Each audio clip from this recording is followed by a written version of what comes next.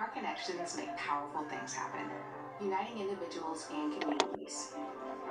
We are Rotary. We are people of action. And together, we turn great ideas into reality by accessing our networks, our experience, and the best of ourselves to make a difference. Around the world, Rotary brings leaders together to build new friendships and to solve problems. Like in Austria, where generations work side by side to come up with innovative ways to build sustainable housing and community centers. Everyone learning from each other. In India, volunteers run a mobile blood bank to help provide a steady blood supply for their local community. And in Taiwan, people are working hard to get vulnerable citizens the support and services they need. With over 1 million members, we know what people can do when they come together.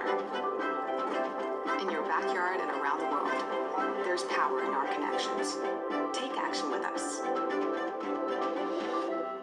Find out more at Rotary.org.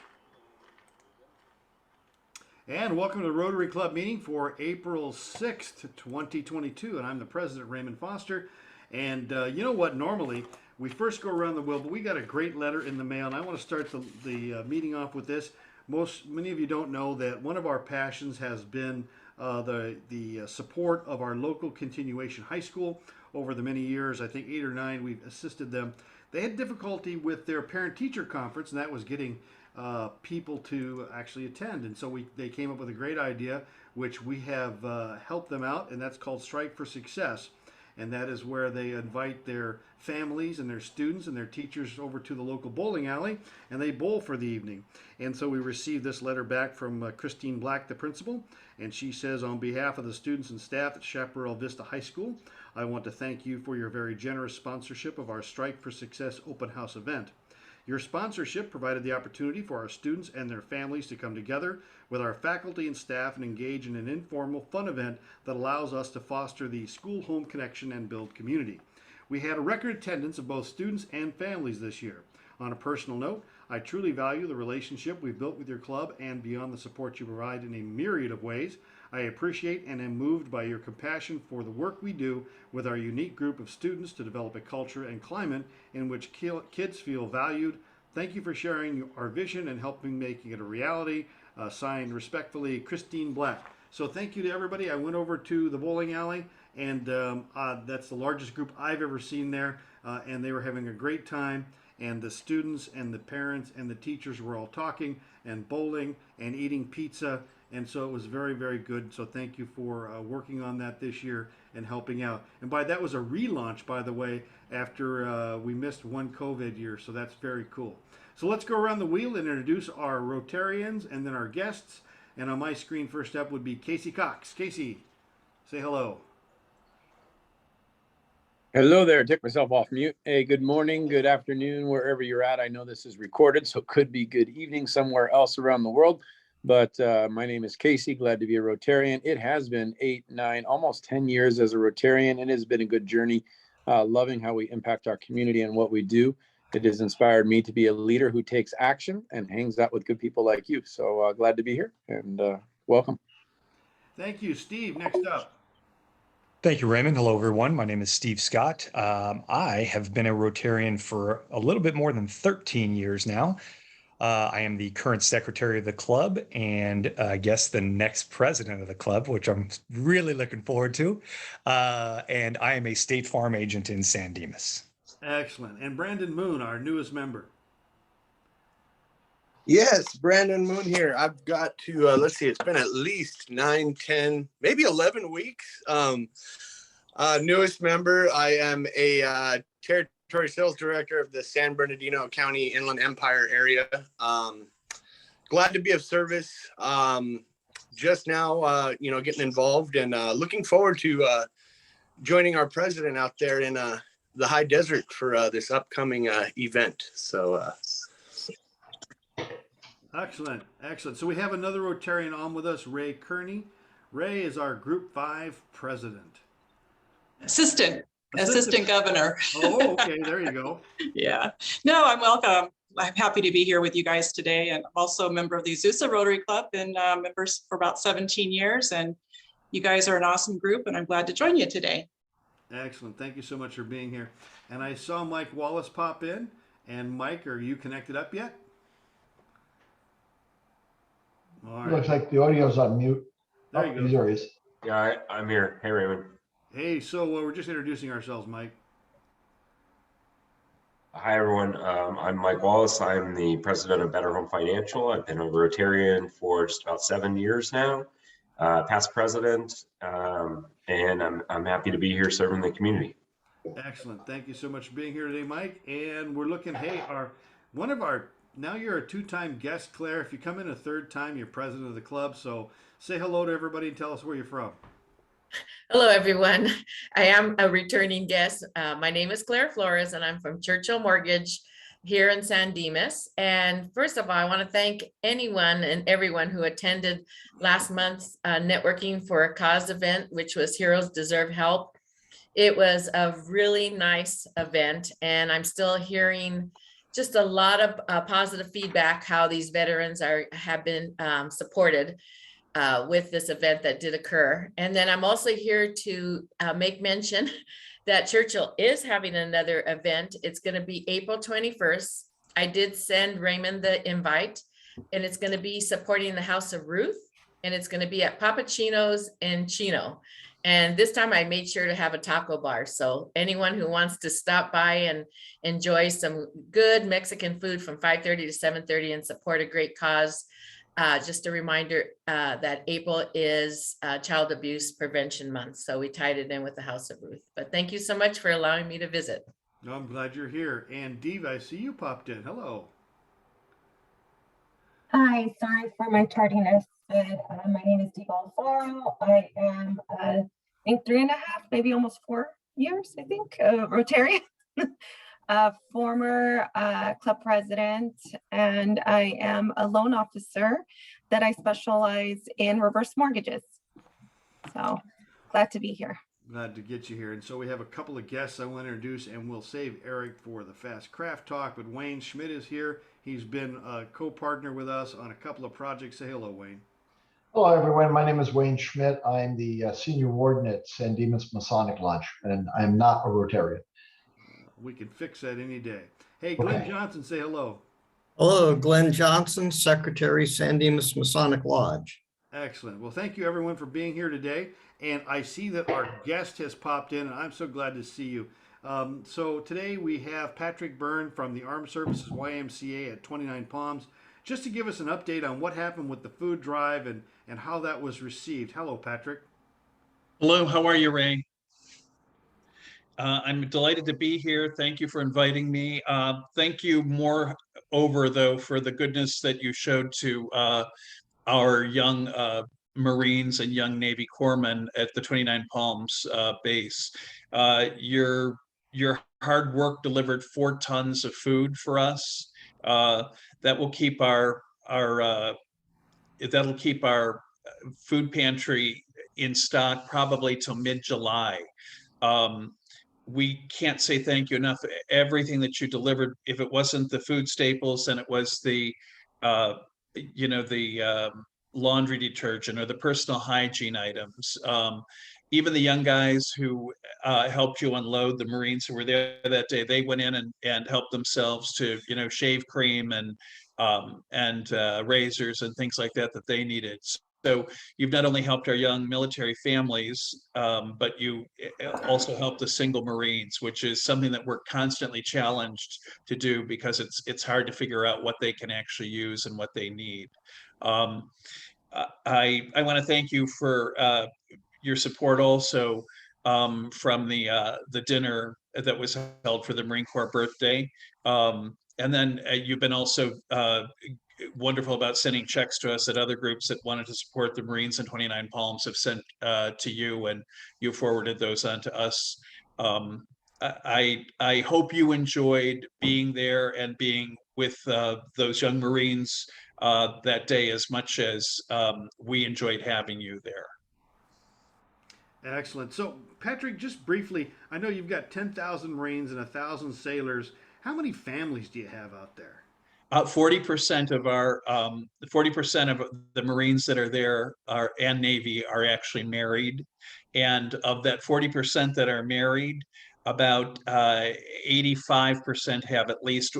We number Marines, just so that you know, in the business, the Marines in that age group, we figure 1.5 children per married Marine at that point. At the age level that we have, the age group that we have, 1.5 for a Marine family. So in addition to all those people out there at that location, it's peculiar in where it is. Can you tell us about some of the difficulties the families have because of the location? Well, I would say, you know, you're keen on picking up about the married piece, because often with the married piece comes, they're often young. You know, they're not often young. The guys that are there are very young, and so their spouses are young and their families are young, and they tend to have one child after the next when they're that young. You know, there are a lot of Irish twins. Being Irish, I feel like I can say that there are a lot of Irish twins there. And for those of you who aren't Irish, an Irish twin is a mom who's pregnant twice in 1 year, in 12 months. So there are some Irish twins out there. Last July, we had 3 sets of twins born on base in the neonatal unit. And that's something that we pick up, the coverage of the family staying at Ronald McDonald House or Hanson House and or Fisher House, the gas back and forth, and the food while they're there. We're at the southwest corner of the Mojave Desert, and we are 25 miles from your closest Walmart. We're 75 miles away from your closest Target. If you don't have a car, you're out of luck. If you do have a car, generally your husband, I'm using this sense, husband, the Marine, because it's overwhelmingly young men, your husband takes the car to work in the morning, and then the spouse has no car during the day. And they can be on base in housing, or they can be off base in military housing, because we have housing in both places. Our base is the largest in the Marine base in the world, and it's the largest training center for Marines in the world also. It's the size of the state of Rhode Island. It's 1,000 square miles. It was originally an Army base. They sold it to the Marines for $1 in 1960, I believe. And it was, the reason the Marines wanted it was because it most resembles the Middle East. And there are entire villages built to resemble Middle East villages out in the middle of the desert, so that the guys go out there and they practice their craft out in the middle of the desert.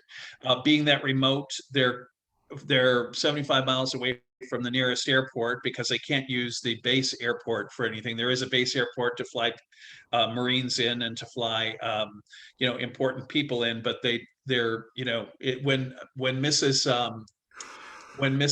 Biden came to visit 9 months ago, she flew into the base airport, but very rarely is it used for anything other than VIPs or military. So they have to go to Palm Springs or Vegas or Los Angeles or San Diego to fly anywhere, and same thing for their families to come. So things like a shower when a baby's coming into this world just don't happen, because there's nobody there for them, and the cost of flying in is prohibitive. And I would say that the other piece that's a stressor for our young military is actually financial. The majority of our young guys are making $1,600 to $1,700 per month.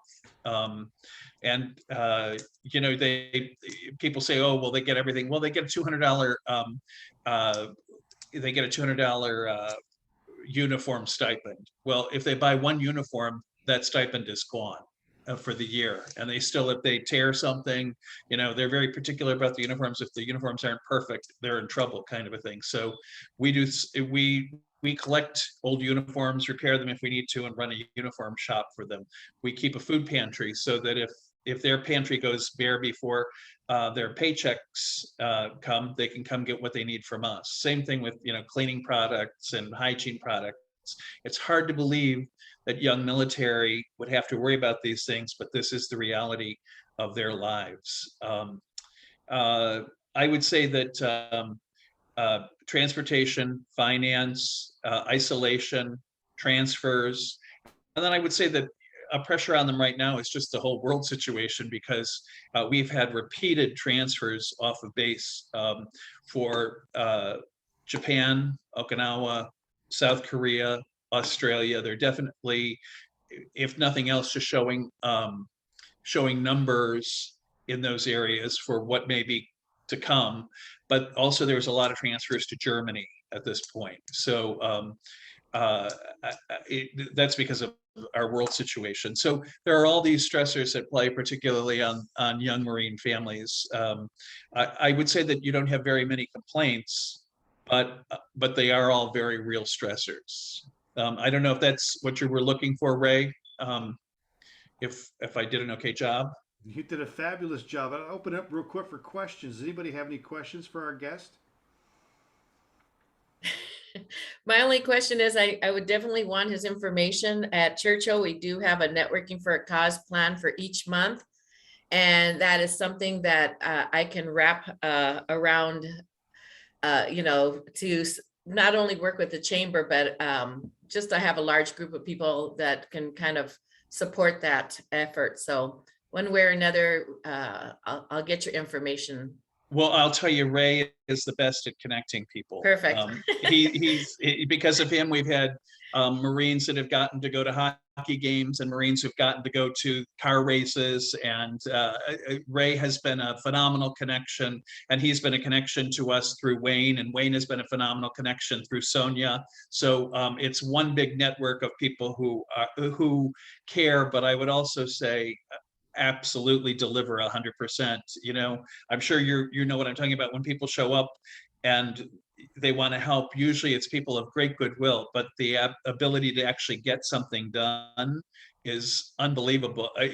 Whether they can do it or not, it doesn't diminish their goodness, but people who actually get it done and what Ray has done for us and Wayne has been unbelievable. It's spectacular. And I will come to whatever you're putting on if there are going to be tacos, just so that you know. The tacos are going to really work. I'm sold on tacos or spaghetti dinners at the Masons Temple, or Masons Lodge. Masonic Temple, yeah. I have a few Marines in my family, and I've been lucky enough to be on site for the graduations and to hear the band. So it's a cause very dear to my heart. So I will connect with Ron, and we'll see what we can do to help them. Thank you. Well, I will tell you that somebody my age, and I'm right around Ray's age and probably Wayne's age, but I will tell you that we had a veteran come and make a donation because of what he'd seen and heard, and he said to me two things. He goes, I want to tell you that I know this is real, and I'll tell you why. He said, I was young and married, and I was stationed at 29 Palms, and my wife and I lived in a one-room apartment in Desert Hot Springs, and he used to hitchhike up, and he said he was never late, not one single time, because he was in his uniform and people would pick him up to take him up to the base and take him home because he was in his uniform. But he said his assignment was the mess hall, and he said that just eating, even for him back then and his wife, was a difficulty, and he used to actually steal hot dogs from the mess hall and wrap them in foil and put them in his pockets and take them home. I'm almost reduced to tears to hear it, frankly, but to think that somebody that's my age that actually went through that then, and he said, where were you guys when we were young military families? Because I think that we're the tail end. We're the kids of generations that never complained about a thing. Do you know what I'm saying? They worked hard, they delivered, and we're the tail end of all of that, where younger people just don't know a world without.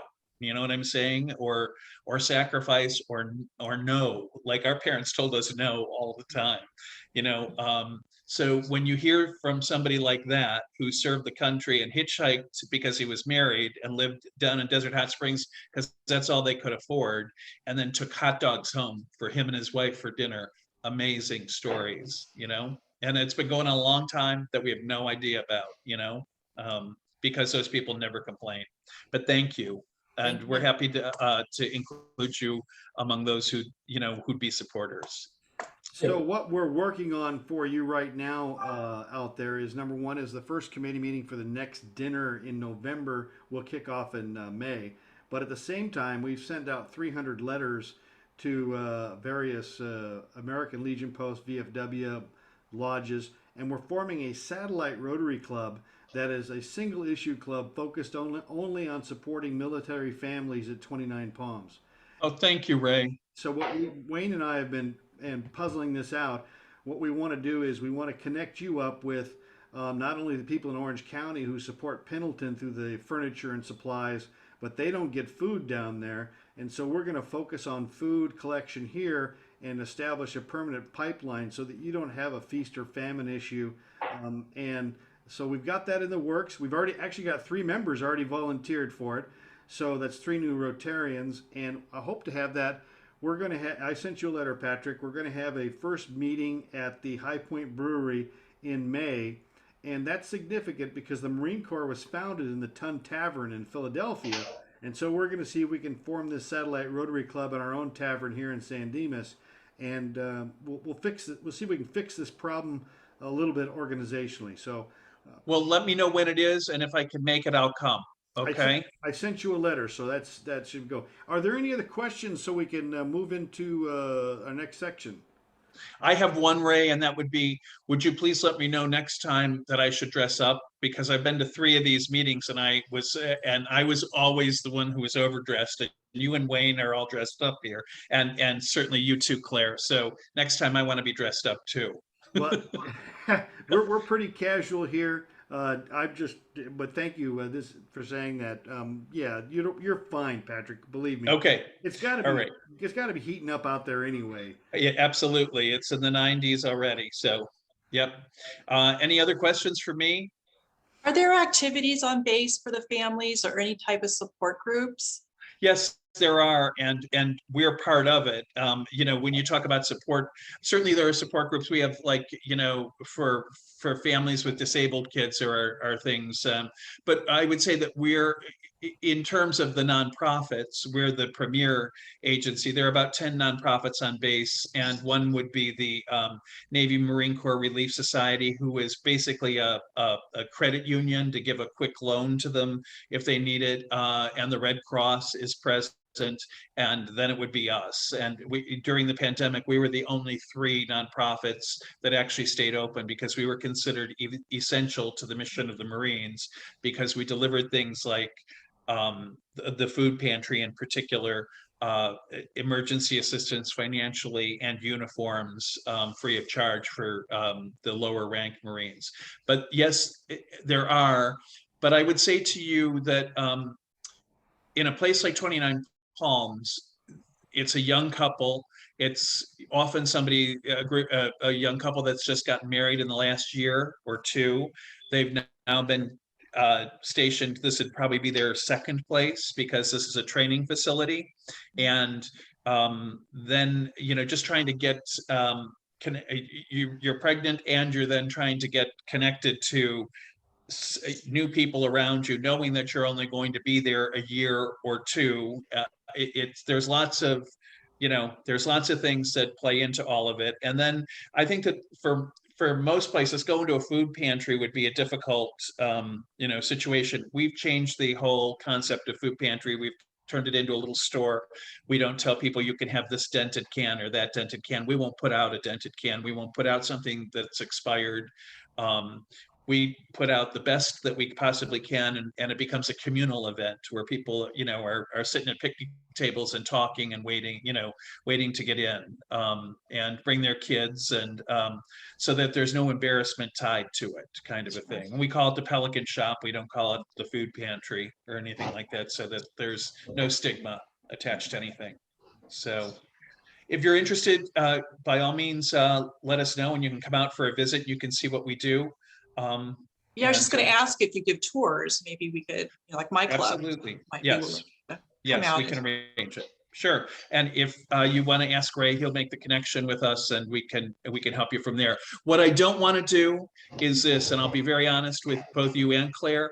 I do not want to diminish what you do already with the Rotary or with the Masons. And the reason being that the relationship is so good with them that if you did less with them and more for us, it would really be less for us because their impact is so huge. Do you know what I'm saying? So if it's a side on that, yeah, you can help, great, but don't diminish what you're doing with them because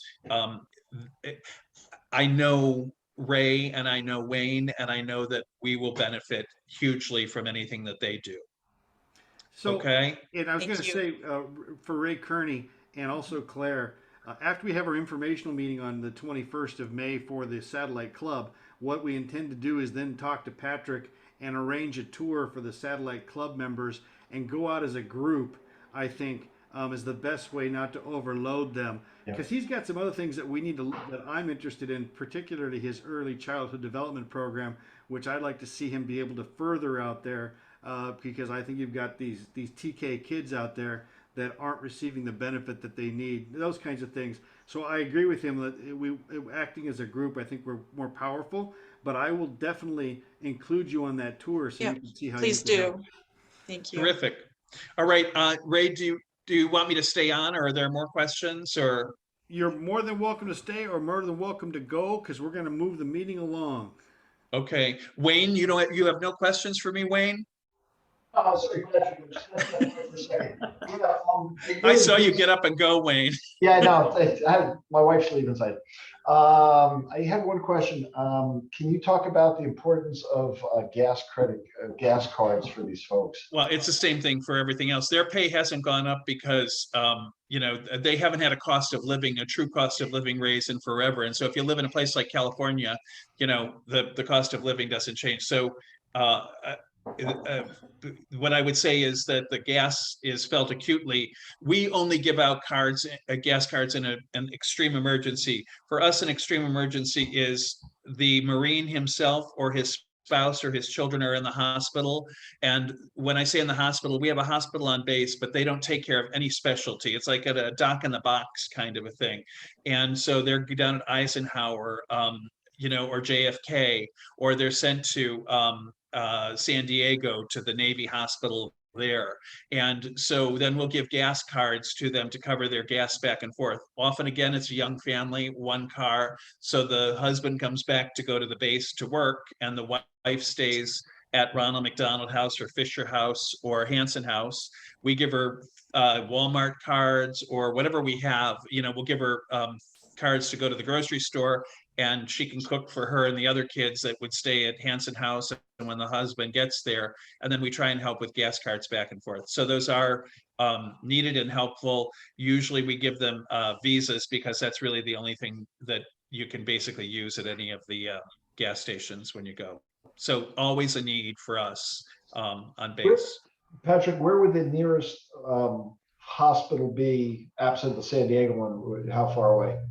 Well, it's 75 miles away in Palm Springs, or you'd go up, I believe it's Apple Valley to St. Mary's Mercy up in further up in the high desert, which is probably be another 75 miles that way. So it's either way, but because of there's a children's hospital or children's part to and babies down here in the low desert in Palm Springs, that's the area that they tend to send people to. And so if something happens serious to a Marine, even out in the desert, when they're doing their exercises, they helicopter them down to Palm Springs. They don't even treat them in 29 at the base hospital because it's more than their bailiwick, more than they can handle. So thank you very much. It's an interesting life, isn't it, Ray? It is. Thank you very much, Patrick. We'll be talking to you very shortly. I've already sent you a letter about the Satellite Rotary Club, so you'll see all that information. And we're going to move into our Fine Master. So, okay, Cox, if we can get your attention, Mr. Cox, our Thank Fine you. Master. Bye-bye, Thanks, Patrick. Patrick. Bye. Bye. Absolutely, Ray. Hey, fine time. Fine time is all about us talking about what's fine, what's not fine, and telling other people that they are fine. So you get to choose how much you want to fine yourself. That's dollar values to talk. So who has something to say? Holler out if you're fine, they're fine, or something's not fine. We charge you double if you complain. Oh my. Oh my. Well, it's the end of the year. You got to fill out your fines, or we're going to charge you for it anyway. So if you want to yak, you better yak now. I'll go, Raymond.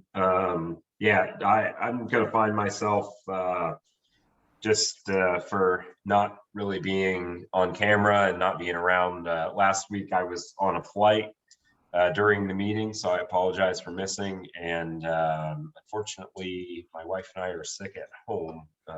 So I feel like I'm doing everyone a favor by not being on camera. So you're welcome, but I'll find myself $10. Oh, $10 from Mike. Okay, Mike, that's $10 from Mike. And I'm going to find myself $5 because I have Mike's debit card for the foundation. And so until I get your debit card to you, Mike, it's going to be a $5 fine for me. Who else we got, Mr. Finemaster? I know somebody else was jumping on. Yeah, that was me, guys. I'm gonna fine myself $10, not only because I'm fined, but also because I am late. But the reason why I am fined is again, I want to extend gratitude to the Rotary Club for what they did for our back to school night again at Chaparral. It was really great, guys. We had over 40 bowlers, parents, kids. We had an opportunity to come together and spend time with one another and speak to our families and get them to come out. And they were very appreciative. Our staff was very appreciative. So I just wanted to thank you guys again for that. And I'd like to fine myself $10 as well. Now, you know, Casey, bowling was $20. Is that 20? Yeah, that sounds like that's a $20 fine, I think. Okay, yeah, Sean, I'll meet your fine, and I'll fine myself the $20 for not showing up. Okay. Yes, it is the first Strive for Success I have missed, and they have all been wonderful. But maybe I'm catching a clue that not coming made it better. No, I'm kidding. I'm glad it went well. I missed out, but that is a $20 fine to me for not showing up. Man. All right. Okay. Diva, did you get a promotion or change your job? LinkedIn told me you did. I didn't. So I guess I'll fine myself $10. So this is what happened. I don't like posting stuff about my job at times on LinkedIn. Well, I was on a meeting and my boss said, or he's the VP, said, do me a favor, like joking with me. He said, do me a favor before you ask me for anything. Can you please change what it says on your LinkedIn? Because I almost thought you didn't work for us anymore. So, and I literally had so many people message me, congratulations. I'm like, I'm not even going to say anything. I'm not, because I've already been there for some time. I just never changed my LinkedIn. So no, I did not. Same job, but my boss just wanted me to acknowledge that I work there. Well, tell him and it was effective. How much was your fine for that? I said $10. Fabulous. Fabulous. Anybody else have something they'd like to find? You don't have to be a Rotarian to find yourself, but you do have to find yourself to talk. Well, thank you very much, Mr. Finemaster. Now, all of you Rotarians who have not paid your fines, it's the end of the year, so a $125 check to the Rotary Club of San Dimas to cover those fines would be an appropriate thing to do. Before we move into our Fast Craft Talk, we've been blessed with an appearance from our District Governor Betsy, and I am so pleased to see you here. You just missed the speaker who told us all about what the food did, but oh man, there you go. It's perfect timing, but I really wanted to pop on this call just to thank you guys so much for your outstanding effort on the food drive. You really pushed us over the line and made the district look fabulous, because now I can go and tell all the clubs, well, my district is so fabulous because, we raised well over 4 tons of food and $250,000. I'm not lying. I am not lying, but you gave me that first intro and everybody's like, whoa. And I told Vicki Pulis and she was like, oh my gosh. And then I was like, well, that's just the tip of the iceberg, because District 5330 also participated. So it's gotten a lot of traction, a lot of enthusiasm. I mean, the clubs, I've been talking to the clubs throughout the district, and they are just so jazzed that we did this whole food drive thing. And some of them are going to keep it into next year. So Yeah, again, I just really wanted to thank you all. You know, you helped so many lives, you touched so many lives, and that's what we do, serve to change lives, right? I have to work that in, okay? You know, I'm paid to do that. Will it be now? So Roger's going to work in Imagine Rotary when he or reimagine what's it now? Imagine Rotary. He's going to Imagine work in, Rotary. yeah. He's going to work Oh, that you, in. you got to take that down. That doesn't work until June. Well, thank you so much. Does anybody have any questions for our district governor while she is here? Well, thank you so much for coming in. We just had Patrick on, and we're working on an idea with the Satellite Rotary Club to actually complete a permanent supply line out there so that we can continue to support the military families at 29 Palms. But there's also a Rotary Club down in Orange County that does Camp Pendleton, and they're working with us because they do furniture but not food. And they want to do food and furniture, and so they can do furniture. It's all kind of working together with the Rotarians, so it's pretty exciting. And there's a PDG down there whose club is Camp Pendleton, and she's just as passionate about this as well. Yes, I forget her name. It'll come to me like in the middle of the night, but I won't call you. I appreciate that. Any questions for our district governor? Thank you so much for coming in. We certainly appreciate it. I know that you're busy. And at the end of year, what's it like being at the end of the year as a governor? Fabulous. Okay. Thank But you I so just much. also want to encourage you all to please sign up for district conference, June 24th to 27th. The theme is Star Trek. So if you're old gen, new gen, any gen, that's the theme, because Rotary goes boldly where no other service organization can go. And the idea is to have fun, to reconnect, regroup, socialize. The speeches are going to be kept down to a minimum. And it's going to be at the Renaissance Esmeralda in Indian Wells. And we will basically have the hotel to ourselves. It's a gorgeous, gorgeous facility. And the very best thing about it is the food is actually good. So we've been down there a couple times to test it, and it's not that chicken glurp that you ask, okay, what's this? This is actually really, really good food. It's going to be a fun time. If you're a golfer, show up on Thursday. We're going to have a golf tournament. So it's going to be a fun weekend. It's going to be a great time for all. Hospitality suites they're all 4 are already booked. And there's going to be a fun party. Excellent. We have 2 going to conference and 3 going to assembly, so we're good. We're for the size of our club. That's excellent. That's excellent. Thank you.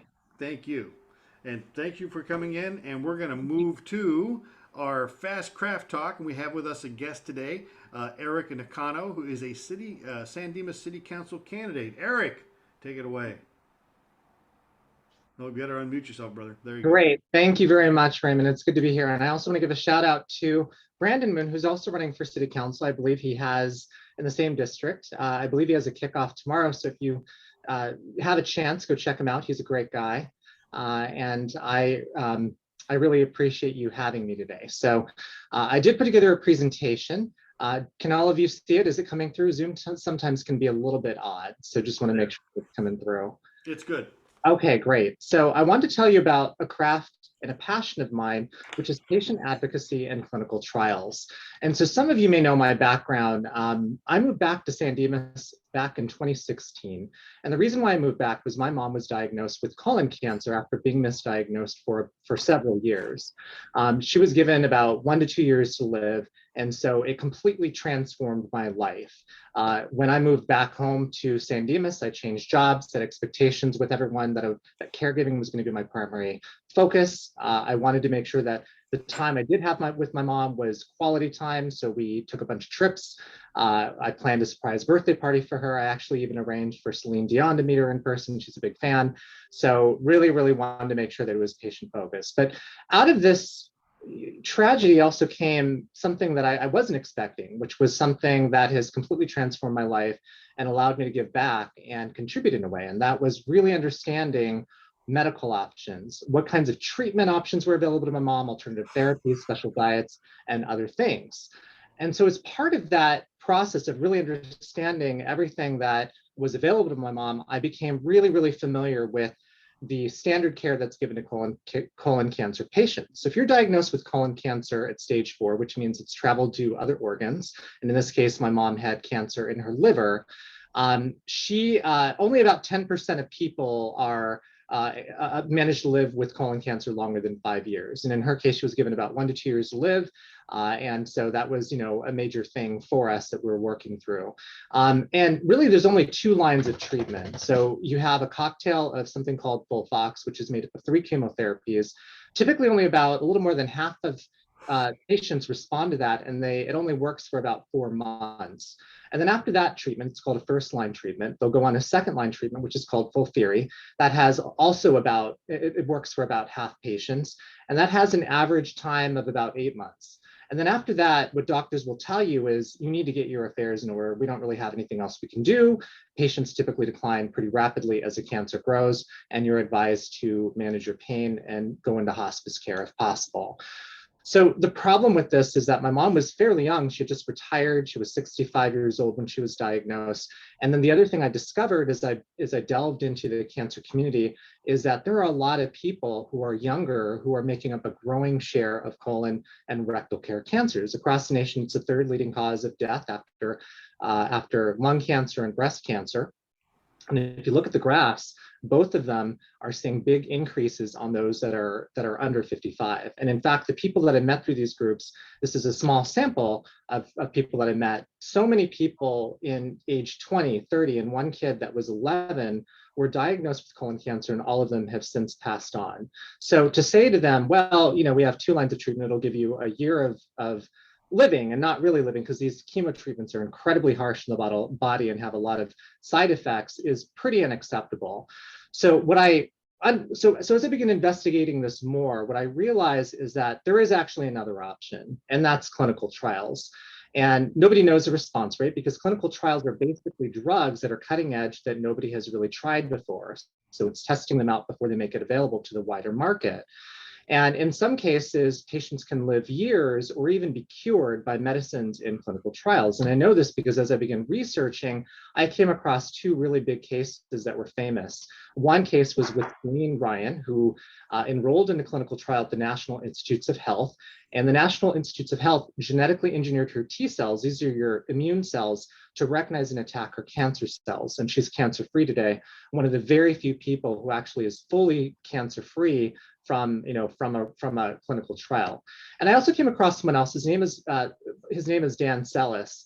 And Dan enrolled in a clinical trial at UCSD, so just south of us, where they administered 2 types of immunotherapy drugs that cleared his body of cancer. So those 2 cases are examples of why clinical trials are so important. They both failed. They both tested out of the standard therapy. It wasn't working for them anymore, and they would have no more options. It would likely die had they not received those clinical trials. The problem with finding the right clinical trial is it's like finding a needle in the haystack. It's next to impossible. So last night I did a search on clinicaltrials.gov, which is a government database that shows all clinical trials around the world. And I got almost 2,000 responses. So for a patient who is battling cancer, trying to figure out of these 2,000 clinical trials, what they could enroll in is really overwhelming. And considering that they have to go through what's called a washout period, which means they can't be on any treatment for a month, their cancer is growing, typically patients only have a shot at 1 or 2 clinical trials max before it's too late. So that's when I came across this guy. His name was Tom Marsilia. And Tom is a researcher, was a researcher, and a cancer researcher. In fact, he was diagnosed at age 40 with stage 4 colon cancer. And despite the setback, he became a fierce patient advocate, encouraging patients to live their lives through his blog. And by enrolling in clinical trials and doing a bunch of other things, he was able to extend his years 3 years longer than most people. So he was diagnosed at 40 and he passed away at 45. And I got to know him right around year 2. So I knew him for about 3 years. But one of the things that he did, which was so important and which is what I'm talking about today, is he built a Facebook group, a Facebook community where patients, doctors, and advocates could exchange information on clinical trials, post medical updates, and share their experiences. And today that community is global in nature and has over 2,000 people around the globe. So what does that look like? Well, when people post things on the group all the time, but the two purposes of it are number one, to educate patients. So to help patients answer their questions, help them understand their options, recommend doctors, share tips. And then the other part of it is to identify clinical trials that might work for them and help them enroll in them. And because I had been in the cancer community at this point since 2014, so now this is going on 8 years, I've gained a lot of knowledge and experience that I am now dedicating toward helping patients since my mom passed away. So I spend several hours a week in this group, welcoming new patients who are coming in, responding to their questions, helping them navigate the clinical trials process, and making sure that they have hope, which is the most important thing for cancer patients, especially those who are stage 4. So what might an engagement look like? So I just took a screenshot. Obviously, I anonymized it because this is health information, so the identities are hidden. But a couple days ago, somebody had posted a question about 2 types of treatment options. This person could enroll in a trial from Novartis, which used 3 complicated drugs, or they could undergo a surgery at Memorial Sloan Kettering in New York, where they would have a chemo pump installed in their liver that would help get rid of their cancer there. And so the types of answers that people are posting are things like, well, you know, a really famous cancer doctor just talked about the Novartis trial. You may want to check that out. And they gave them a link to that. Someone else who did a similar trial said that their experience on the trial didn't really work. There wasn't really any shrinkage, and they're not a candidate for surgery. So those types of information, these options, help patients really narrow down the types of clinical trials that could work for them, and can also help them figure out whether they should go more of a standard care like surgery or enroll in a clinical trial. The other great thing about this group is we have something called the Alana Project. So the Alana Project is named after a patient who was a fierce advocate for really trying to categorize and collect information related to clinical trials. So when you're looking at 2,000 clinical trials and you're a patient, you want to enroll in the best one, right? You want to enroll in something that's going to have the most likely effect to either give you more time or to cure you. And the Alana Project is a database filled with people's experiences, the types of mutations their cancer has, and what clinical trials they enrolled in and what the results were. So this helps people who might have similar mutations in their cancer or similar situations identify a trial that could work for them or avoid those that are less likely to work for them. And so that's something that I also spend quite a bit of time updating, talking to patients, and making sure that this resource is available to them. So that way, as new patients come in, they're not overwhelmed by this 2,000 trials, but they can quickly compare what they're looking at available locally or wherever they can travel to, and compare what could, what might be successful for them. So obviously, this addresses a very large problem that is not really fixable. More work needs to be done. A Facebook group is not going to really fix the problem of making clinical trials more available and accessible. But what it does do is give patients who want to live longer hope, right? And so we have bigger issues we need to fix. We need to make information better information sharing between hospitals. We need more filters to customize the search for clinical trials. We need all these things, and people yourselves can do things like share information with patients. If you know someone who has colon cancer, send them my way. I'm happy to get them into the group. Donate to advocacy groups like the Colon Cancer Alliance, who are trying to work and solve these larger issues of making clinical trials available, and vote for candidates who want to invest in technology that's going to make healthcare more accessible and available. And so with that, that's where I have found myself really spending a lot of time, a lot of satisfaction, and able to give back in a way that is very meaningful, because I'm helping people live longer lives, give them hope, and most importantly, allow them to navigate a really, really complicated process, one that I don't want anyone to go through, but I've gained a lot of skill and experience in, and now want to use that knowledge to help others, even though now my mom has passed away. And so with that, I'm pleased to answer any questions you may have, and thank you again for the opportunity to present to you today. Well, you're very welcome, and we certainly appreciate you coming in and sharing that with us. And I see down there your website is ericforsandimas.com. Yeah, that's right. Yeah. Excellent. Very cool. So any questions? Otherwise we're going to wrap this up real quick and get out of here at our 1 o'clock time. Again, thank you very much, Erik. So let's just move into what's next. And what's next is Action 360. What do we got going on in the community? What are we doing? Let's see here. Let me pull that up. Okay, so District Assembly on April 23rd, we're going to be leaving my house at about 7 o'clock in the morning, driving up to Victor Valley, having the Continental Breakfast, and going to District Assembly. There are 2 of us going that I know of. One is that Sean Casey's going with me. We will first attend the grant project so that we can apply for grants next year. And then I chose a couple of things for Casey and one for me, so we're in different things. We'll bring back different knowledge to the group from District Assembly. I think Brandon expressed that he may go, so we'll see how that works out. Next up, Verne's Preschool project. We have done the estimate on the fence. I've worked with the contractor. I'm working with him now to schedule days because it's going to require the drilling of 2 holes through concrete and erecting 2 metal poles. I'd prefer the concrete, the contractor did that part, so we're kind of working on his schedule, but that's in the works. The foundation, ooh, it looks good. We got a bank account, we got debit cards, we got checks, we got everything, and we'll be having a foundation board meeting very shortly. We have over $5,000 in the foundation. That's what we opened it up with, so that's moving along very rapidly. 2026 committee, which is the 250th anniversary of the Declaration of Independence. That will be meeting in either late April or early May. That will go out as information. Casey is going to lead a visioning exercise at the Masonic Lodge so we can talk about what the community wants it to develop for a celebration. I really like Casey's ideas, and I think that if you want to participate in this, that's a good project. Satellite Rotary Club is coming up. I've expressed that idea while Patrick was online. We sent out 300 letters. And I've already got 3 people who said, yes, I want to participate. And we'll be doing that at the High Point Brewery in May. District Conference, Steve and I both are registered. And so finally, calendar. I know we were going to go down to 2 meetings a month, but people started calling me with great ideas. So we've got next week is a guy on character-based management. He's an author. After that, on the 20th, is the Touch Bass. This guy is a bass player for the Chicago Symphony, and he does this educational program on the bass itself, and he's really popular, and it sounds like a really good program. Of course, on the 23rd, I talked about Victor Valley will be up there for District Assembly. And then we've got Kai coming in, Howard Wallach, another author and leadership coach on proactive habits for personal and professional success. And then into May, we go into with Gerald Schiffen. He is the president of the New York Rotary Club of New York, their foundation, to talk to us. And then Tom Boskamp is coming in to talk about veterans. And finally, in May, the last one will be the actual assessor will be here, Assessor Prang. I guess he's running for office, so the Rotary Club is the place he wants to stop by and talk to us. So that's it. Anybody have any questions?